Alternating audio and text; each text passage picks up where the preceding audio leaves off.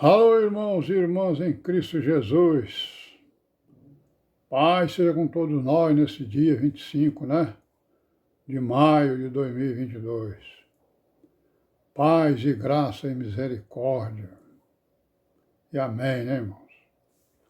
Estamos aqui em vigilância, né, irmãos? Em perseverança, em oração, em meditação, né?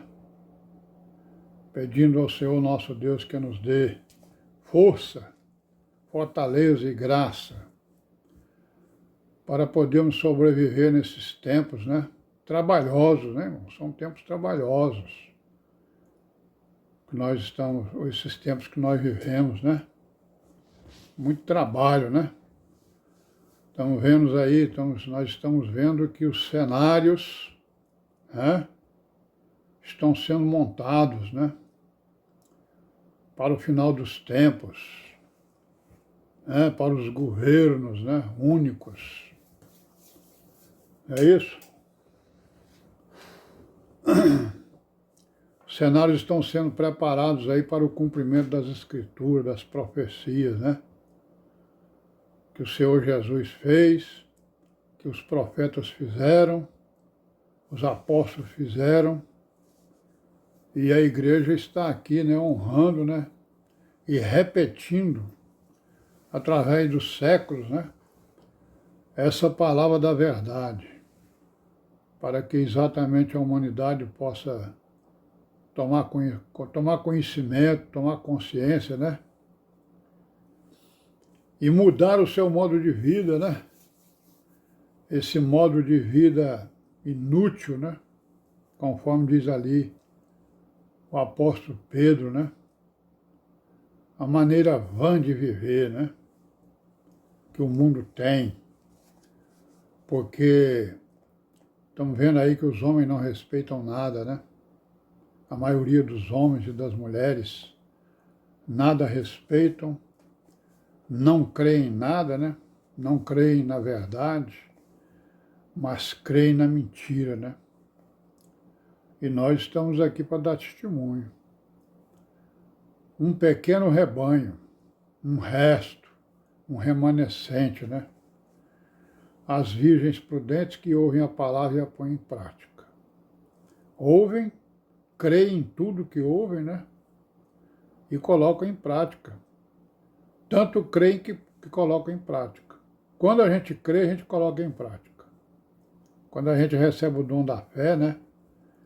E crê na palavra, nós imediatamente colocamos em prática. Quem não crê, não coloca em prática. E essa é a característica da Virgem Prudente. Ela crê em tudo que está escrito, né? Ela ouve a palavra, crê e coloca em prática. E vamos aqui para os desígnios de Deus, né, que são incompreensíveis. Estamos vendo aí, né, as profecias acerca da humanidade, de Israel, da igreja, né? É isso? Vemos aí pelo passado, pela história, o que aconteceu com Israel, com a humanidade, né? Então nós estamos palmilhando aqui esses desígnios para podermos exatamente continuarmos aí com a história da igreja, né? O que foi que aconteceu com a igreja, onde é que ela está, cadê ela, né? Então nós estamos lendo aqui o capítulo 11 de Romanos, paramos aqui no versículo 14 e 15, né? Que o Paulo está escrevendo aqui, né? Palavras de verdade, né?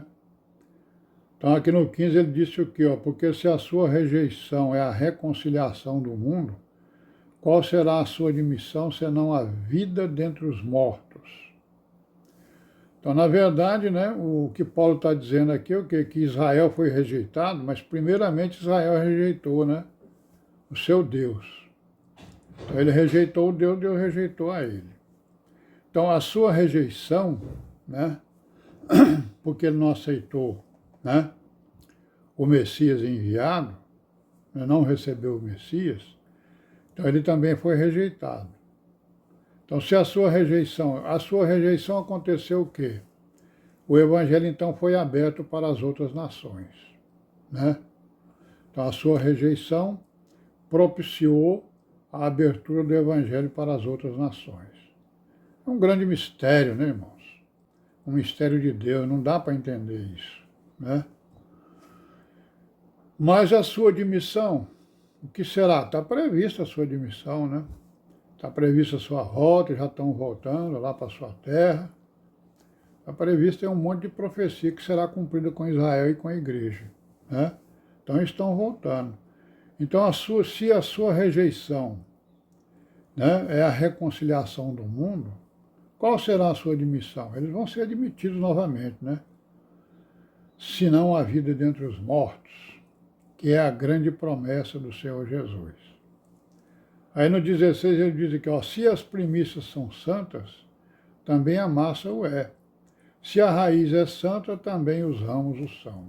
Então agora ele parte para uma comparação, né? Então a massa aí é o quê? A humanidade, né? E os ramos são a humanidade. Então se as primícias são santas, que é Israel, também a massa o é. Então as nações se tornarão santas, né? Se receberem o Messias. Se a raiz é santa, que é o caso de Israel, que se tornará santa, né? Também os ramos o são. Comparações aí, né, que Paulo está fazendo. Aí ele vai dizer o que no 17? Ó, se alguns dos ramos foram quebrados, e tu, sendo zambujeiro, foste enxertado em lugar deles e feito participante da raiz e da seiva da oliveira, não te glorie contra os ramos. E se contra eles te gloriares, não és tu que sustentas a raiz, mas a raiz a ti. Né?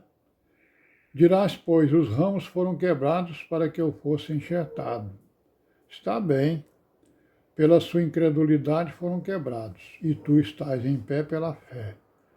Então não te ensoberbeças, mas teme, porque se Deus não poupou os ramos naturais, teme que não te poupe a ti também. Então, Paulo está fazendo aqui uma comparação, né, de uma massa aí, né, as primícias e a massa e uma planta, né, oliveira, não é isso? Que tem aí a sua raiz, tem o seu tronco, tem os seus ramos, né? E ele está fazendo uma comparação que a nação de Israel são os ramos, né? E que nós fomos enxertados nessa raiz, né? Outro mistério, né? Outro mistério que o Deus de Israel tem exatamente nos seus desígnios, né, irmãos? E que são coisas difíceis de ser entendidas. Por que Deus fez assim? Por que ele fez assado? Não tem como perguntar. Não tem a quem perguntar, não foi revelado, e se for revelado algum dia, saberemos o porquê que ele fez isso. Se bem que nós já sabemos, né? Porque ele faz o que lhe apraz, o que lhe agradar ele faz. Né? Por quê? Porque não tem ninguém acima dele para impedi-lo, né, de fazer o que ele quer.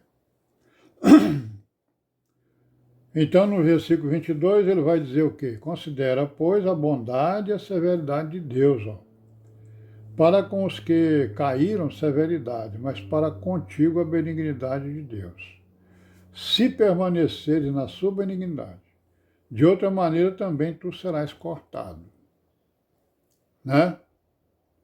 Então, são palavras, né, que as virgens prudentes nelas creem, né?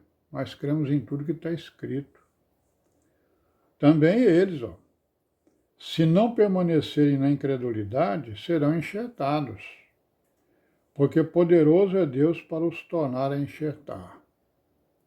E tem promessas, né, para reenxertá-los. não é isso? Porque se tu fosse cortado do natural zambujeiro contra a natureza enxertada na boa oliveira, quanto mais esses que são naturais serão enxertados na sua própria oliveira. Então a comparação aí é com a oliveira, né? Sim, meus irmãos, vamos parar por aqui hoje, né? Amanhã a gente continua aqui nesses desígnios aí, amém, e paz seja com todos nós.